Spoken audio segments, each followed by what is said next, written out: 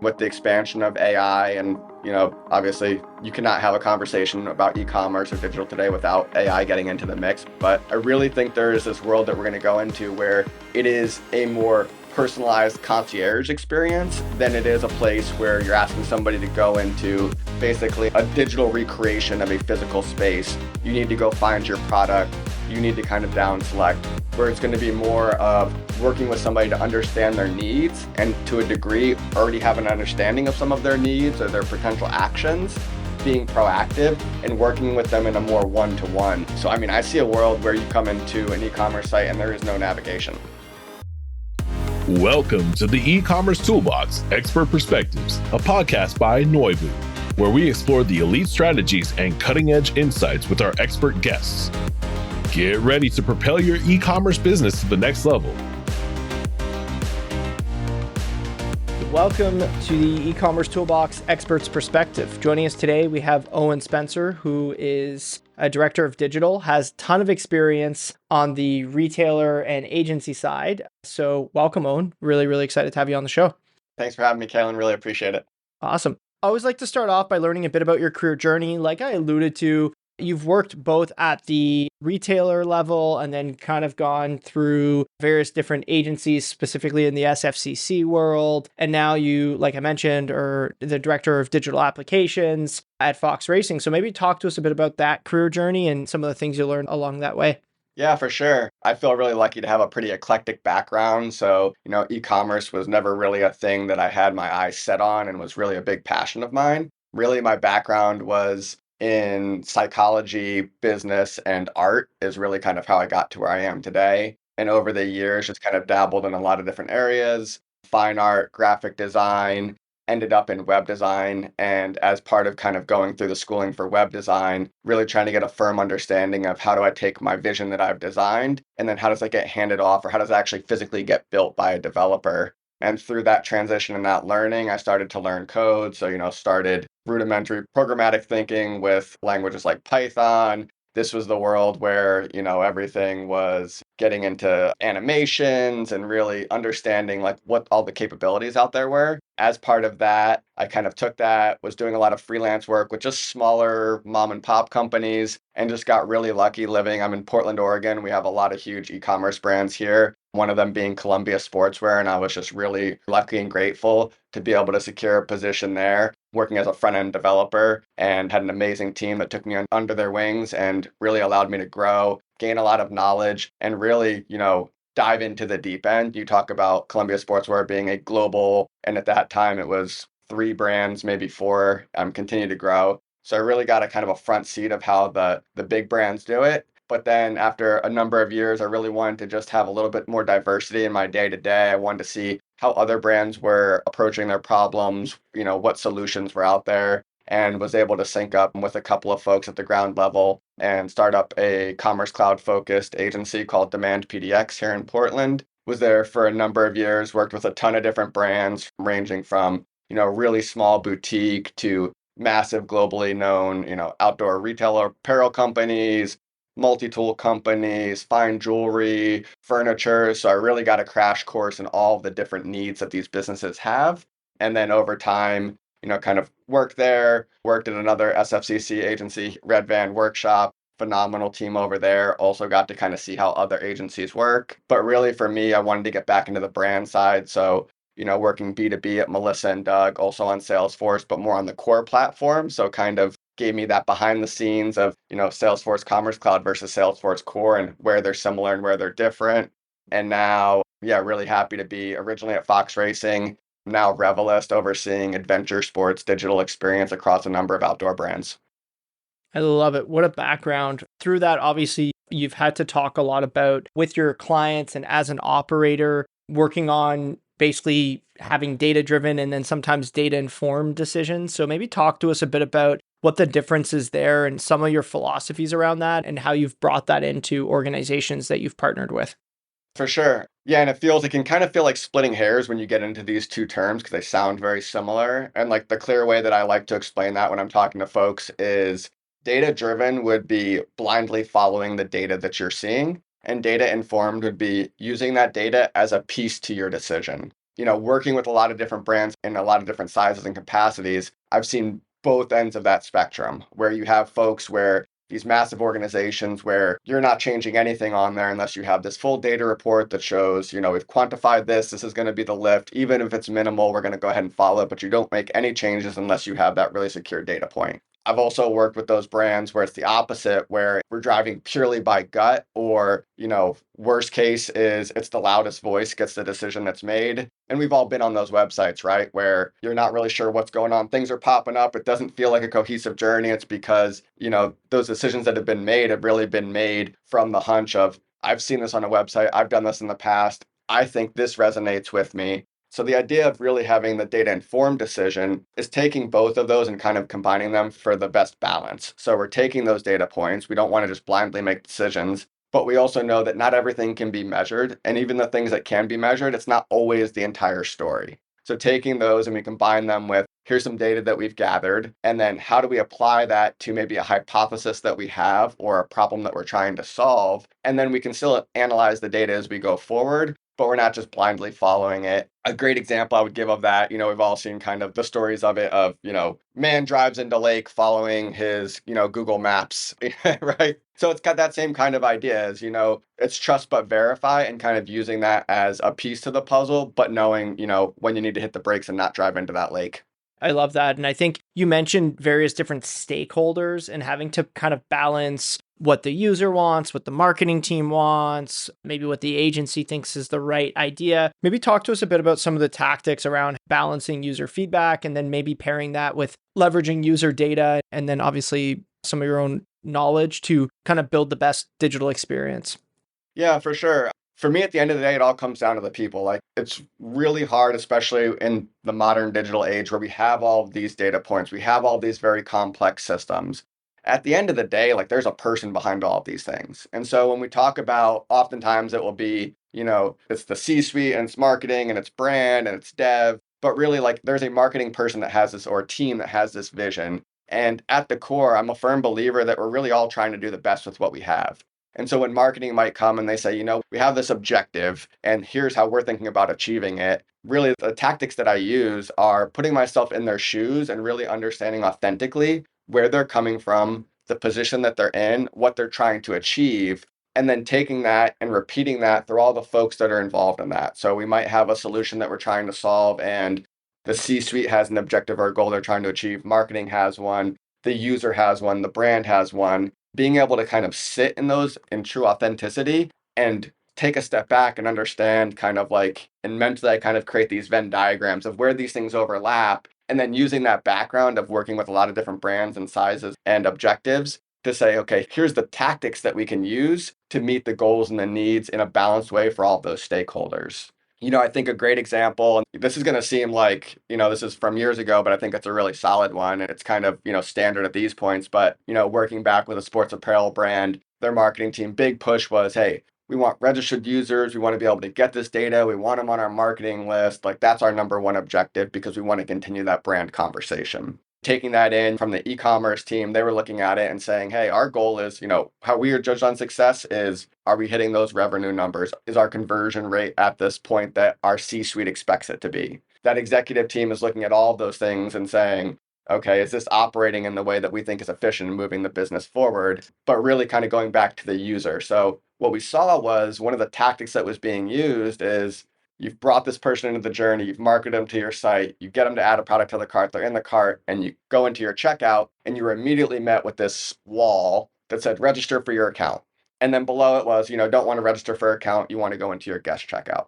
And their perspective was that, hey, we want to capture this person, they might fall out during checkout, and we want to be able to gather that information so that we can market to them, we can retarget. But what we were seeing was there was a massive drop off that was happening between that moving into the checkout experience because they were being hit with this page. And one of the reasons was, especially on mobile, the first thing you were seeing was register for account. So what folks were seeing is they were coming in here and saying, to make a purchase, I have to register an account, I have to create a password, I have to do all of these things. So what we did is we took a step back and said, hey, let's try removing this step and moving folks straight into the checkout. Marketing team, we know that you still need that data 100%. So what we're going to do is we're actually going to move some of those fields earlier into the checkout process so you can still capture that. And then we're also going to get a really clean and user-friendly way at the end of that experience for that user to convert who's now made their purchase into a registered user. So we're still meeting the needs of the business, but we're also putting the user first and saying, right now they have something in their cart, they want to make that purchase. How do we make that a smooth transition as possible while still meeting the needs and objectives of those other stakeholders? And I think and now I look at it, working with that brand at that time, I've taken that, applied it to a lot of others, and now it's pretty much the standard, right? Like if you go into any checkout, very few are going to give you that step. And if they do, they're going to lead with guest checkout, which I think is that shift that we've seen over the years. Yeah, and one thing that you said, I just want to kind of take it. It sounds like you kind of perfected it and then added it to other websites as well. So Yeah. obviously people are looking at their competition when it comes to making some of these decisions. So maybe talk to us a bit about where you think it could be maybe good to look at your competition, and maybe in some other cases where looking at your competition is maybe not good and it could be actually distracting to what you're trying to accomplish. Yeah, for sure. I really think it's always good to understand what your competition is doing. It's good to at least have that understanding. The area where I see brands commonly falling into pitfalls is seeing there's a competitor in the space and maybe they're the benchmark, maybe that's the gold standard that we're reaching towards. And you see them do something, you don't know why they're doing it. You don't know if it's successful, right? You're just seeing that they're doing it. And so what will happen is, especially working with a lot of those like mid-tier brands that are really trying to get to the next level, they'll look at these behemoths in the space and say, Nike does this, so it must work. And what they're not understanding there fully is that, yes, that might be a competitor to yours because you're both in sports or activewear. And so you're looking at kind of the tactic that they're using to be successful. But at the end of the day, you really don't know the reason as the why. What was all the stakeholder information that came in there? What was the output? And does it even work for them? And so I like to, when working with brands and working with teams, either from, design objectives, development, marketing,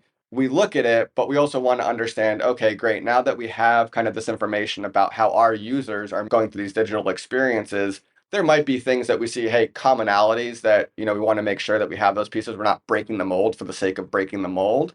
But then also saying, okay, how do we take that as a way to inform our decisions? Again, going back to that data-driven piece is, okay, we're taking that now, look at the problems or the objectives that we have as an organization. And there might be pieces of that that actually align really well with what we're trying to do, but we're not just going and doing it blindly because we saw it. I've worked with a lot of brands where we did this filter menu because we saw it on this big brand. And it's like, great, well, I've worked with that big brand. That filter menu doesn't work. You probably saw that. And then 2 weeks later, they took it down. But now you've invested all of this development and design resources, and you're always kind of chasing. And so you'll see you build this thing and then it moves on you. Build this thing and it moves on you. And if you're always just kind of replicating what somebody else's do, you'll always be playing catch up and you'll never be a leader in that space. Yeah, it makes sense. I mean, look, if you're just going to copy, and obviously it takes time to catch up, and then by the time you catch up, you realize that that's not what you wanted to do in the first place. And Totally. with that said, like as you're seeing kind of web development and design trends start to evolve in the form of more people are going headless and stuff like that, maybe talk to us a bit about where you think the future is headed. Yeah, so it's a question that I really love because I think we're at a really exciting time right now. So we're in this zone where, web design, web development, e-commerce has been around for a long time, right? But what we've seen is we've really gone through kind of like these big core changes and where you get a lot of sites that are using the same tactics. And now we're at this spot where we're able to kind of pick and choose. I think about it similar to fashion, right? Where you have all of these styles that have happened over many years and decades, and you're able to kind of pull those, be like, right now we're in kind of a 90s phase, right? We're kind of pulling those pieces together, but then we're maybe mixing them with pieces from the 2000s or from the 50s. So I think we're in that spot right now where we've built, like from, especially in e-commerce, we've built this really kind of massive kit of parts, strategies, approaches that now these brands, these design teams are able to kind of take from that inspiration and piece them together to make really unique experiences. What I've kind of seen is, obviously headless is huge right now. So that's a big push for organizations. I think there's also a lot of brands that are sitting there saying, like, do I get into it now? Is it the right time? What does this look like? For me, the future of e-commerce web design is really a full tilt. It's taking, this kind of standard. You drive into an e-commerce site, you have 1,000 categories you're selecting from, you're picking your category, you're getting into your filter. I, for the most part, see that going away in the next 5 to 10 years. And it will happen at different paces for different brands and different organizations. But really, I mean, with the expansion of AI and, obviously you cannot have a conversation about e-commerce or digital today without AI getting into the mix. But I really think there is this world that we're going to go into where it is a more personalized concierge experience than it is a place where you're asking somebody to go into basically a digital recreation of a physical space. You need to go find your product. You need to kind of down select, where it's going to be more of working with somebody to understand their needs and to a degree already have an understanding of some of their needs or their potential actions, being proactive and working with them in a more one-to-one. So, I mean, I see a world where you come into an e-commerce site and there is no navigation, right? Like that you're kind of going in and it's more of what are you looking for? What brought you here today? And it's more of, walking into, a really nice retail space and you're not looking for the signs because that associate has already come up to you. Oh, I'm going on this trip. I need to find the right gear for this temperature. They're working with you. They're finding your fit. And so I think the difference, getting into the way that you find those products, the way that those products are going to be creative. I think, some of the advancements we've seen in personalization, customization, in not just in hard goods, but in apparel is going to absolutely change the way that we shop in the future. I think we'll be getting into more personalized fit on product where, a lot right now it's fitting into these sizes or fitting into these colorways, where it's going to be more of a personalized experience where maybe it's, you're not buying a size medium shirt, you're buying Kailin's shirt and it's the fit that you like. And so obviously that's not going to happen overnight. There's a lot of investment that has to happen there. But I think that's the direction that we're going, especially when you look at those brands and organizations that are on the cutting edge. We want to kind of look and learn from them. I think some of us may have looked, especially during, 2020, looking at, metaverse, everybody's going to be shopping in the metaverse in 3 years. And like, that's going to be the goal. And like, sure, maybe that's still where it's going to be, but I still think there's going to be this shift where we're going to see just the human interaction blending those things together and then also decoupled from just your website experience. It's the way you interact with an ad when you're walking to the subway. It's the way, obviously, that's already happening with social and with marketplaces. But I think it's going to be more about that brand being of service to you when and where you need them in the way that you demand rather than the brand kind of putting that work on you. Yeah, I think that makes sense. And I think we're already seeing elements of that on certain websites in how, like with like digital agents and some investment, instead of just having someone there for support, Yep, having them there kind of as a brand ambassador is what I've heard them being referred to sometimes. for sure. As we look to wrap up, Owen, I'm curious from your standpoint, obviously you've had various different roles and now in quite a senior role. Do you have any final piece of advice or takeaway for people that are maybe a bit earlier in their career that are looking to kind of climb the ranks and make an impact? Yeah, for sure. I mean, I think listening is so powerful, right? And I think that, I was guilty of this early in my career. There was this, you gain a little bit of expertise, and then there's like this desire to prove to everybody that you have this expertise, right? And so you always want to challenge or, give your 2 cents in. But I think my most powerful tool that I kind of bring to the table is being able to listen to all those different stakeholders and understand kind of really where they're coming from and really kind of removing your judgment from those moments. Our brain is so good at filtering data and taking these heuristic shortcuts where we might hear something and then we kind of jump to this conclusion. Being able to take a step back, I'd also say, like, as much as you can, travel, experience other things, right? Like, if I look at some of the things that we see on sites now, I was looking at some of the e-commerce sites years ago that like this is wild for these Japanese brands are doing this on their e-commerce site and that's crazy, and then now we're looking at that and that's becoming the standard. So really not getting locked into just like your one category. Like if you're working in a certain vertical, maybe branch out and try out some other ones or work with colleagues to kind of understand where they're coming from. And we're just really lucky, with the amount of information that's out of there, podcasts like this, like there's so much that you can be garnering information from, and like just be a sponge as much as possible. And some of it's not going to matter, but you're really going to get these little gems that if you're able to kind of take a step back and kind of quiet your mind, you can really connect these pieces to create an amazing experience. And especially now at the end of the day, like you have to put the user at the center of your decision making, like full stop. That, these ideas or the previous tactics of, we can retarget to you is almost like a trickery. And now like users just expect more, right? They expect an authentic experience. They expect you, when you make those promises, that you uphold those promises. And really at the end of the day, like everything that we do, your marketing team, your brand team, your developers, none of that matters without the end user, right? And so you have to put them at the core. And so it's always kind of coming back to that piece. And I think so if you can take those bits of knowledge and then apply it with that kind of mindset, the sky's the limit. Love it. Thanks so much for your time, Owen. Fantastic episode. Really, really appreciate your time, and we'll see you again soon. I really appreciate it, Kailin. The E-commerce Toolbox Expert Perspectives is brought to you by Noibu. To find out more about Noibu and how we can help you debug your e-commerce site and rocket your revenue, visit www.noibu.com. That's Noibu.com. And then make sure to search for the E-commerce Toolbox Expert Perspectives on Apple Podcasts, Spotify, Google Podcasts, or anywhere else podcasts are found, and click subscribe so you don't miss out on any future episodes. On behalf of the team here at Noibu, thanks for listening.